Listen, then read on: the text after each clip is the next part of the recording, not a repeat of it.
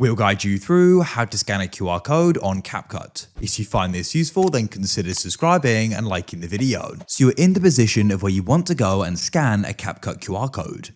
Perhaps you're trying to go and sign into CapCut on a new computer you've got, and so you want to go and do this. It's really convenient going and scanning the QR code to go and sign in, because it then saves you from having to go and enter in your email and password. You can go and do it really quickly. So once you go and know how you can do this, of course, in the future, you can then go and quickly go and sign in.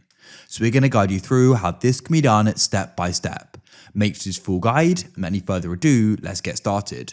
So I'm just on the CapCut website on my computer, and I went and pressed continue with CapCut mobile, and I've now been presented with the QR code. So what you then want to do is come into the CapCut app on a mobile, and you want to go and head to the bottom right. There you're going to go and see the option for me. Now what you need to do is you can come down the list here and go and find the option for scan, as you can see on this profile page here.